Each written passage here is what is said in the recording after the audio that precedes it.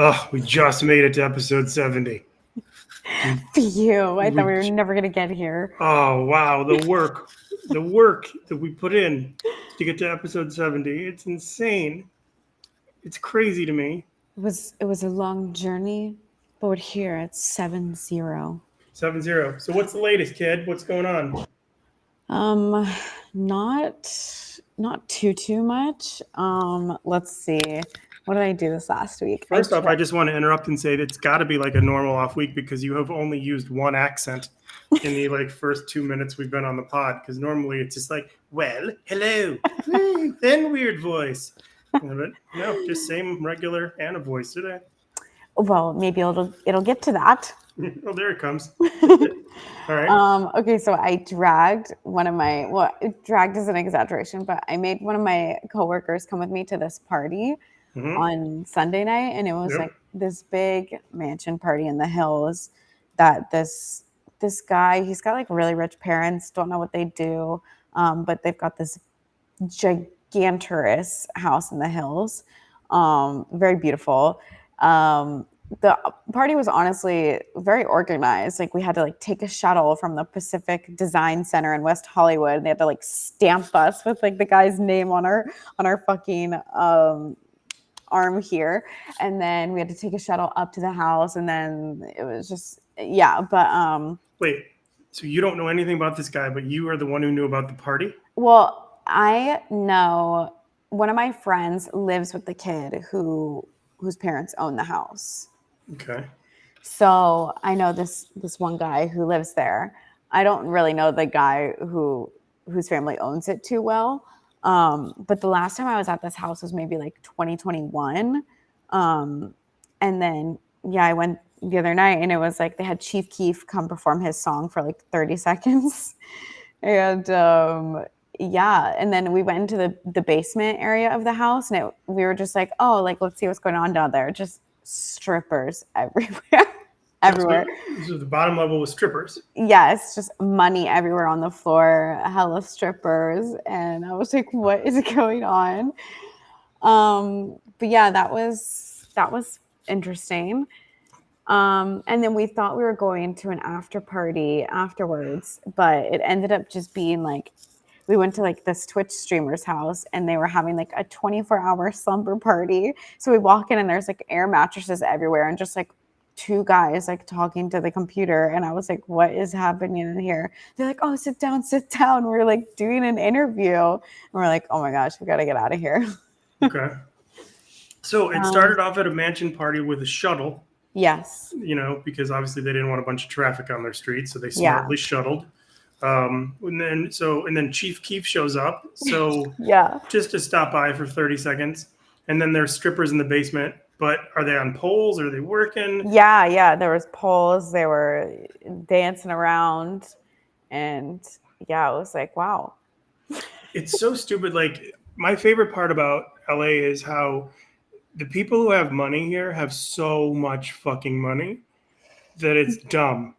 Yeah, and that's what me and my friend Maria were talking about, because the guy whose family owns the house, he's trying to be an artist, right? And musician, painter. Yeah, musician. Okay. And like, and no offense, but I'm like, if his family has all this money, why would they not spend it on better songs, better marketing, better cover art for his song, just like everything? She was so confused. She's like, I don't get it. Like, why is he not doing well as an artist if his family has money? I was like, I don't know. I feel like maybe he's just trying to be like a socialite and is just trying to get people to like come to his parties and know him. I don't think he really cares about making music, but also I don't really know him that well, so who's to say? But well, they had my two experiences with people who've got parents with stupid money who want to be artists, where the first one was Ethan Davidson, who back in the day, his father, Bill Davidson, owned the Detroit Pistons and like a hockey team. And so he bought his kid like a tour bus, and he like set him up in the studio to make a great record, and then sent him out on tour. But like no one knew who this kid was, and obviously he was nowhere near as successful as his parents were wealthy. Yeah. And so it just no one really cared. And the other person who I saw who kind of had some success was Cisco Adler. Have you heard of Cisco Adler? Yeah, I used to. So back in 2019, he started like an artist like house up Mm-hmm. in Malibu. It was called Cocoon, and I used to go over there and hang out all the time. And it's funny because I used to listen to his songs in high school. Like on the Mm-hmm. way to school, I'd be like blasting his music, and I'm sitting there like literally like smoking out of a bong with this guy, and like I didn't really know who he was at the time. Like when I was there in person with him, and then someone said like his full name, and I go, wait, like Cisco Adler. I was like, I know that name. I was like, are you like Cisco and Swayze? And he was like, yeah. And I was like, wait, I was like, what? I used to listen to your music in high school, and now here I am smoking out of a bong with you. Like this, it was wild. But yeah, I used to know him really well. I have a lot Yeah. of friends that still work with him. Well, his dad is the guy who always sits next to Jack Nicholson at the Laker games. And they own the Roxy Theater. And the Roxy, and they have stupid money. He was like a huge music mogul. His Yeah, father. I mean, yeah. I want to say that he had something to do with producing one of Fleetwood Mac's records, but like Hmm. it was so funny because Cisco also was in a band I think called White Star, which Oh, is interesting. which was separate from his Swayze stuff probably Yeah, before. This is like 2005, maybe yeah. 2006. And he had a tour bus and he pulled up to the Roxy to play. I was walking down the street with my friend Chad, and Chad was so pissed that this guy just was given all this while Chad was trying Yeah, to make it. So yeah. Chad, and he was filming it and doing everything. So Chad broke his cameras Oh my God. because he was so mad because he was just really upset about it. But so party culture is always the same in LA. Like, you know, did you ever see that song "Time Spent in Los Angeles" by Dawes?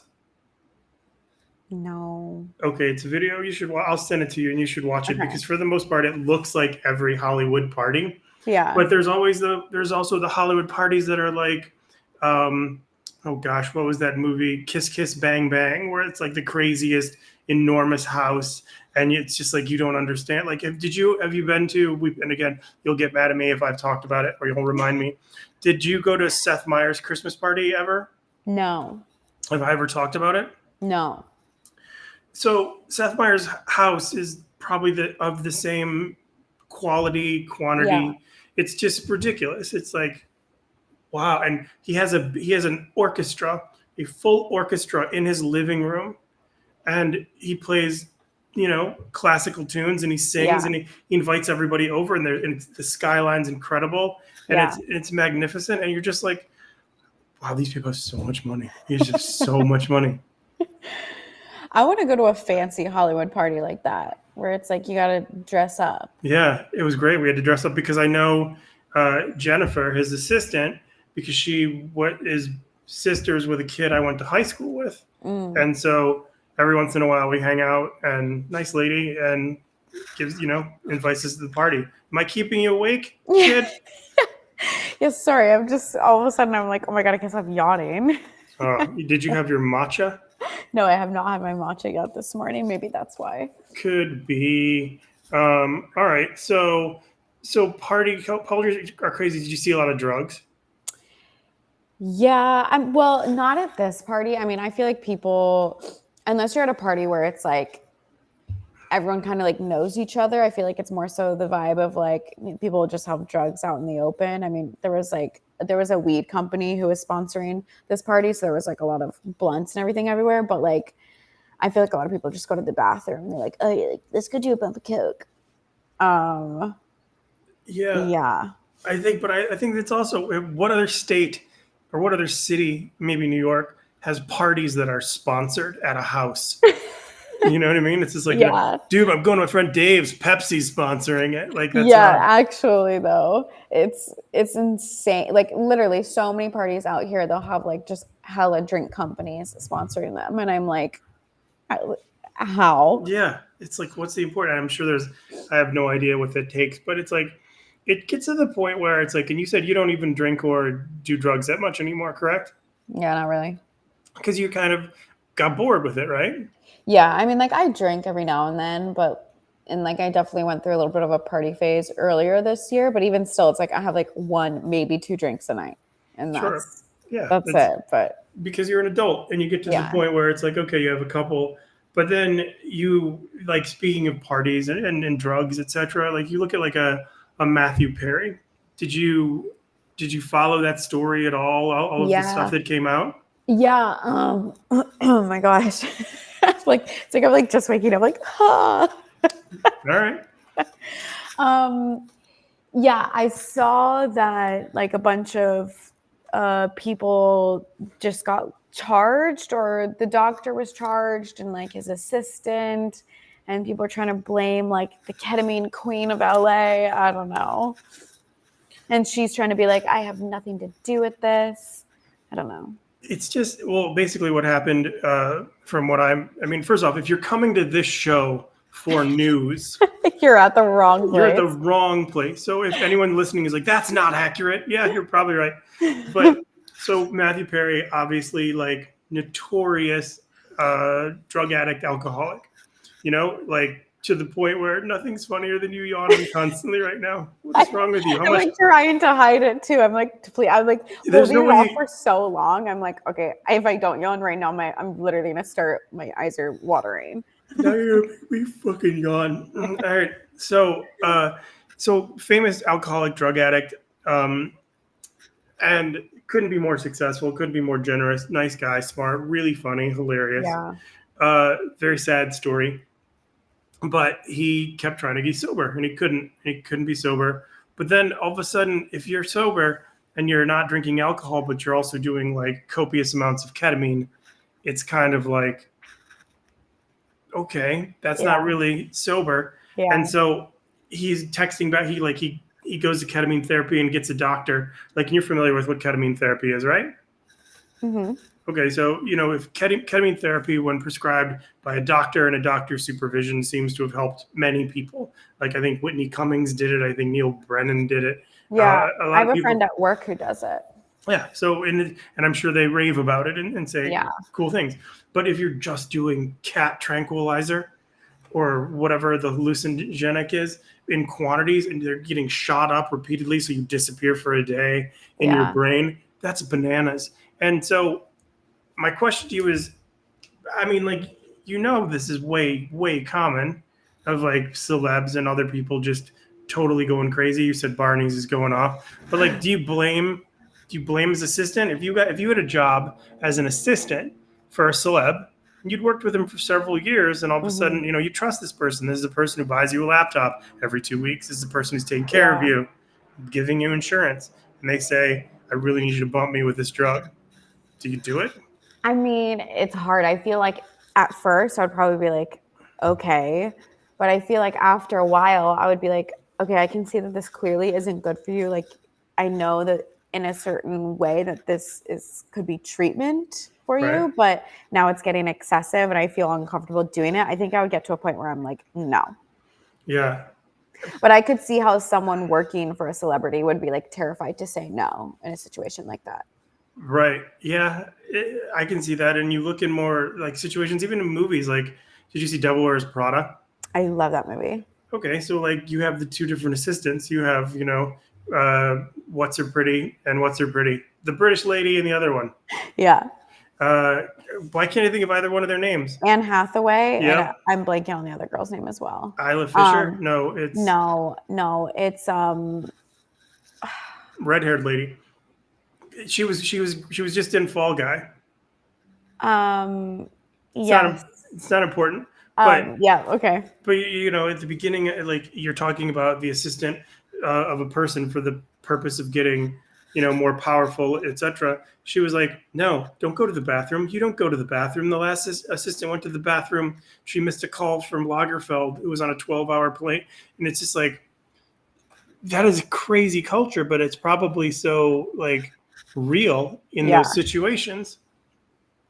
Yeah, I mean, I was like a personal assistant to a few like maybe a few. It was two different people, but even still, it's like they ask you something and it's like, yeah, okay, like on it. Mm-hmm. Yeah. Good. So all right, well, I won't throw you to jail for Matthew Perry stuff. But yeah, I don't know. I feel like it's a hard.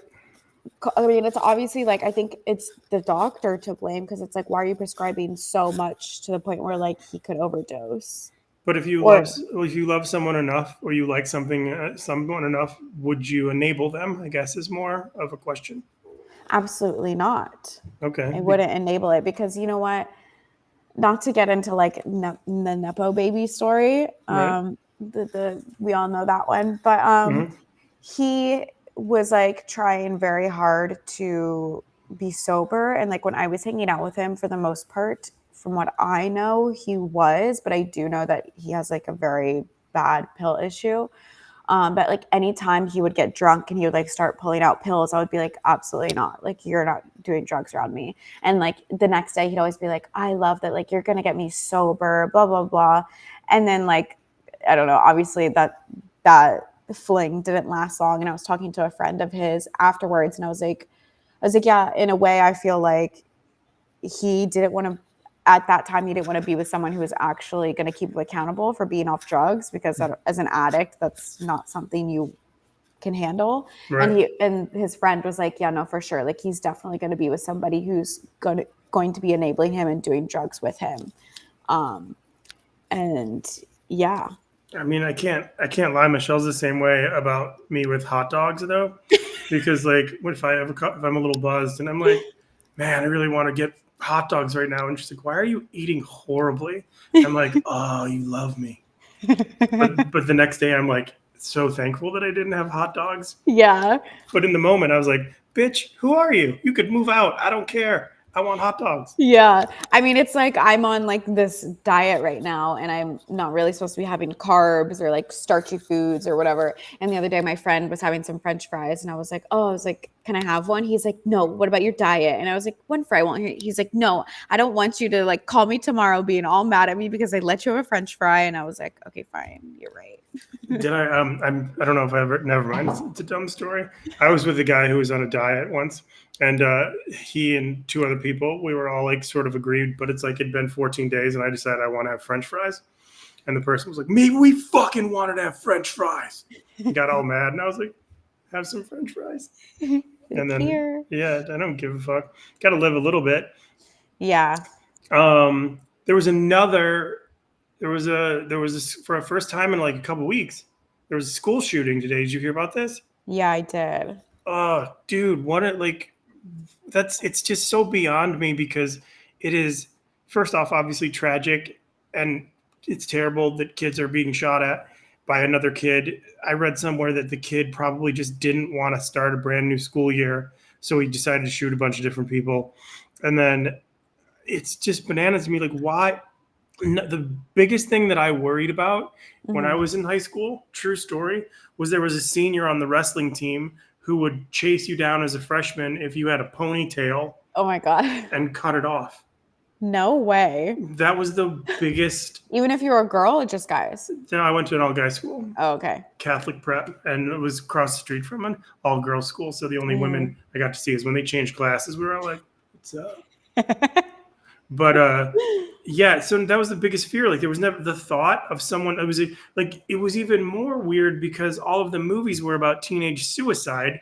So it was a Yeah. bigger problem at hand for someone to kill themselves Well, I than feel like I went to school after the Columbine shooting, so I feel like it was a lot more uh prominent or okay. a lot more of a awareness of an issue. I mean, well, especially when I was in elementary school, that's when the DC sniper was on the loose for a few weeks. Whoa. So we weren't allowed to go outside for recess for like, I want to say like a month. We had to have indoor recess. Hmm. And then, yeah, we used to have like shooting drills all the time where we would have to like turn off the lights, hide in an area of the classroom, and we would have police officers come and bang on the door and like obviously act as if it was somebody there, and we would just have to like hide and pretend to like not make any noises. And yeah, it was kind of like at the time you're kind of like giggling with your friends like, oh, this is funny, because you don't realize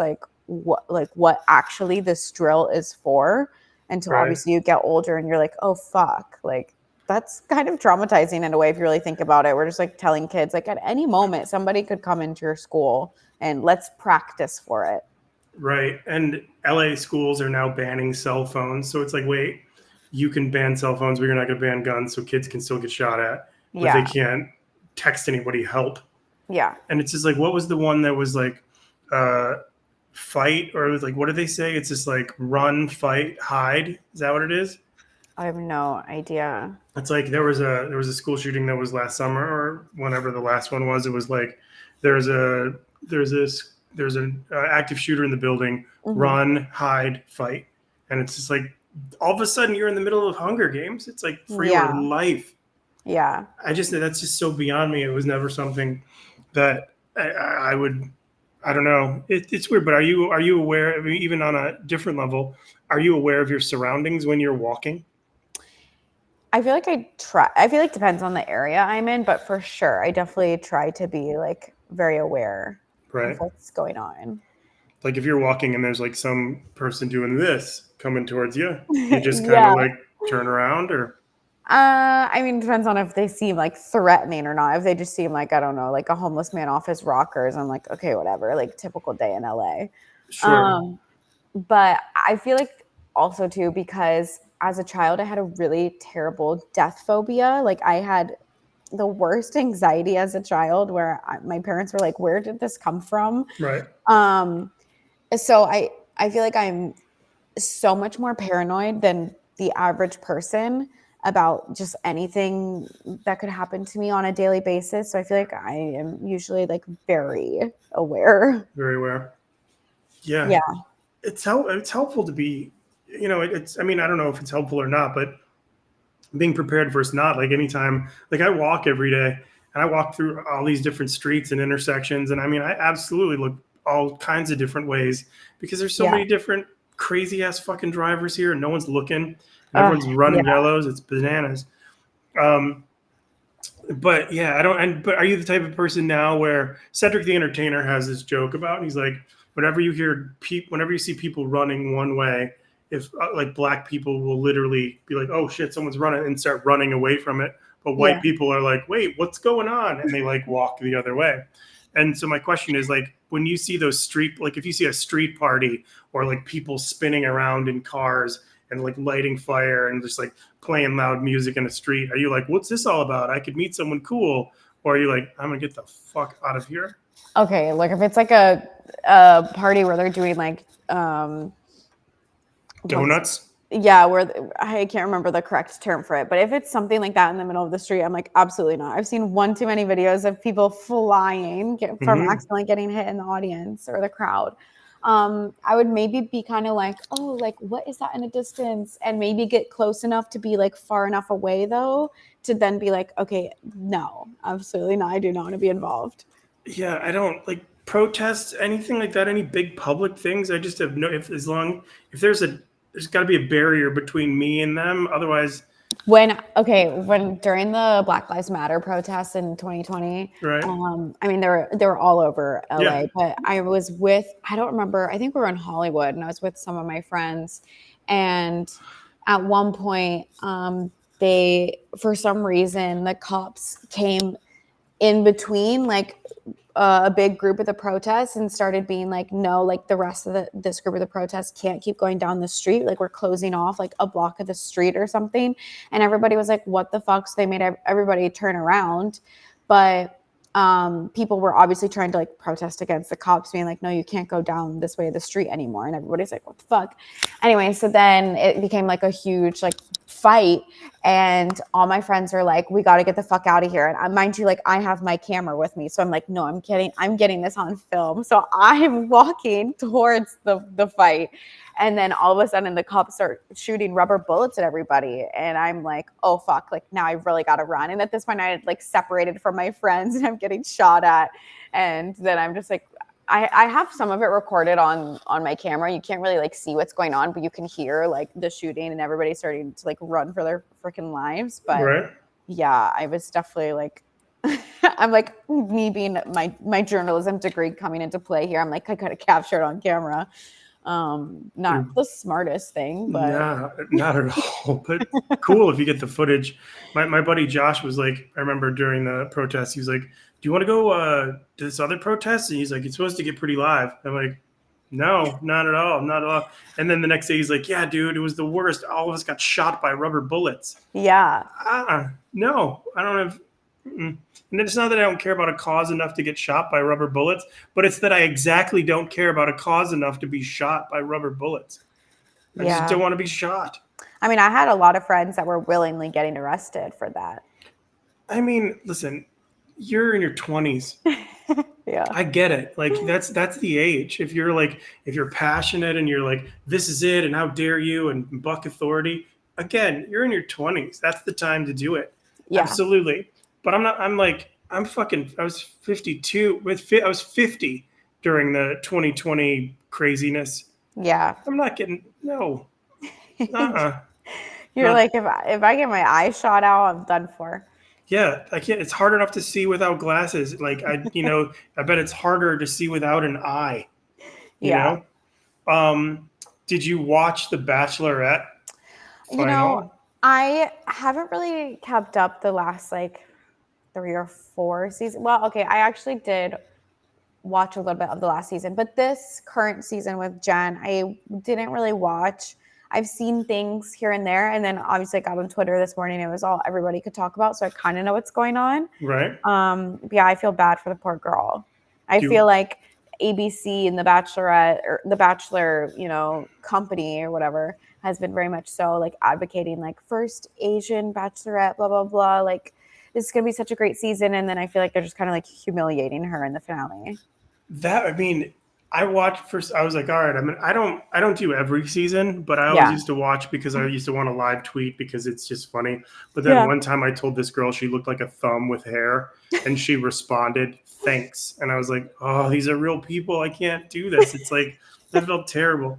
Um, so I'm like, I'll watch this episode or I'll watch this journey, and I love it for the things that they write for the guys to say when they get out of the car. They're like, I'm the real deal. Here's me playing cards, and you're like, ugh, Yeah. with the puns. But I watched it, and I participated in the whole season. I watched every Monday. Michelle and I watched, and like from the beginning, this Devin guy, he was really slick. Yeah. He was charming. He said what he needed to say, but I think he was 24, Mm, maybe 28. I don't know. He was young. He was in his 20s, and yeah. he played this woman perfectly to the point where he basically, if you haven't listened to The Bachelorette or you didn't watch it, what happened was he was the winner. He successfully performed the game better than anyone else, and it is a game. It's like you have to maneuver properly. He got her to propose to him. They were engaged, and she said the second they stopped filming, he Mm-hmm. called her and he's like, I don't feel any of the things I felt. I don't love you anymore. I feel like I'm unable to do the things for you that he promised. You're better than me. He did the "you're better than me" breakup. Have you ever got that one? Oh, yeah. You're too good for Yeah. me. I can't do this. Yeah. Also, side note, you know how long that breakup's been going on?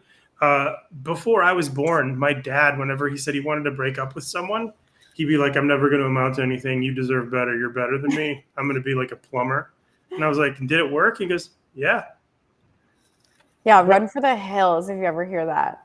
Absolutely. But this guy on the show last night, he couldn't even look at the camera. He just kept looking down, and he was just like, oh man, yeah, I can't say that I didn't love you." And she was just, and then the worst thing that they did to her was they go, all right, so Jen, you had your moment, you said your thing, you had your piece. Now you want to watch the proposal? Yeah. What the fuck? She was like, she's weeping, and she's like, do I have a fucking choice? Yeah. Yeah, that show does not give a fuck. No. And I think what's crazy too is that he like after he ended the engagement, he followed Maria on Instagram afterwards. And if you don't know who Maria is, she was on the last season of The Bachelor with Jen. Maria was originally supposed to be the next Bachelorette, and then she Right. dropped like before, like maybe I think a week before it was announced. Maria was like, "No, I don't think I want to do it." And then last minute they were like, "Okay, we'll have Jen." So I feel like unfortunately a lot of the guys going on this season of Bachelorette thought that it was going to be Maria. And so they were like, oh, well, it's not her. Let me just play along anyways. And yeah, but I would be so pissed if like this guy was faking it the entire time and then goes and follows the girl that was Yeah. No. Oh, he was just the worst. He said he's like, I want to fight for you every day, and I want to not abandon you like I was abandoned. So tons of women were DMing him like, "Oh, you're such a great guy," and he was like, Yeah. "Cool, send butt pics." You know what I mean? Yeah. And then all of a sudden he was like, "I'm single now," and they're like, "You suck. You're a douchebag."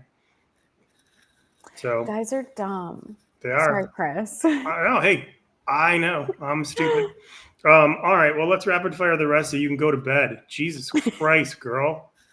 Come on. I'm awake, I swear. I'm just like, I don't know, sometimes your brain just involuntarily needs more oxygen, I guess, I guess, yeah. I'm not upset about it. There's nothing more than getting super excited. All these people are so they've gone out of their way to listen to episode 70.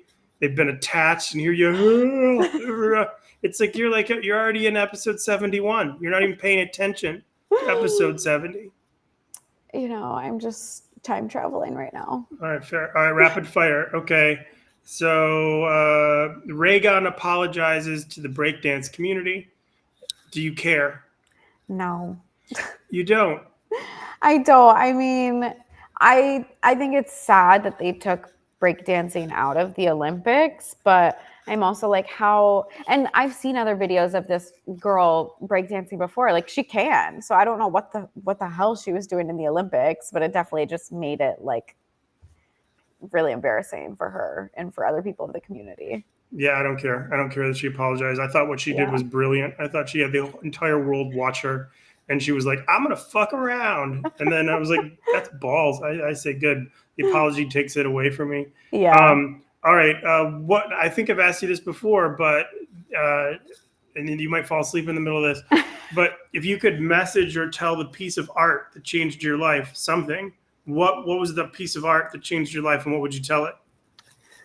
I would maybe like I wish I could go to a Beatles concert, or just like meet them when they were still together and in person and just be like, wow, like they shaped so much of like what I listened to as a child and a lot of my inspiration for my ways of thinking with artistry.